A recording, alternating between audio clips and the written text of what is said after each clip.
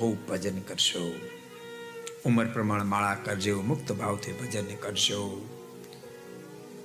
અને જો સાંભળો, હું સમજી શકું કે એવી પણ પોઝિશન કોઈની હશે, બેસીને સાંભળે કહું, ઘેરે બેસીને સાંભળે કહું છું, કદાચ બધાને નહીં હોય પણ કોઈને એવી પોઝિશન છે કે દીકરા કે દીકરાને વહુ બરાબર નહીં પણ સાચવતા હોય.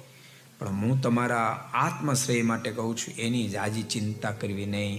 મનમાં એમ માનવું કે નહીં સાચવતા, દેહને ખલકાટ નહીં સાચવે, શું મને ફરક પડવાનો, એ વિચાર ધારા રાખજો ને. તો એની ચિંતા, અરે રે મેં કેટલી મહેનત કરી, એના માટે ધંધો કરી દીધો, મેં એને ભણાવ્યો ગણાવ્યો, આમ કર્યું તેમ કર્યું, હવે છોકરો મને સાચવતો નથી, એની સતત ચિંતા, સતત ચિંતા તમને ભજન નહીં કરવા દે.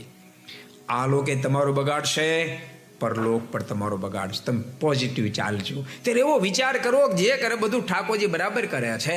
રખે છોકરાને બહુ સાચવતા હોત તો મને બંધન થાય, મને બંધન ન થાય, એટલા માટે ઠાકોરજી જ કરાવી રહ્યા છે એમ માની ખૂબ ભજન કરી લેશો. જોકે યુવાનોની ફરજ છે પોતાના માતા પિતાને ખૂબ સાચવવા જોઈએ, પણ કદાચ કોઈ કપાતર થયો ન સાચવા તો તમે એવું ટેન્શન નહીં લેતા જેથી કરીને તમારું ભજન જતું રહે. એવી મારી તમને બધાને ભલામણ છે. अगर ये वीडियो आपको पसंद आया हो तो लाइक करें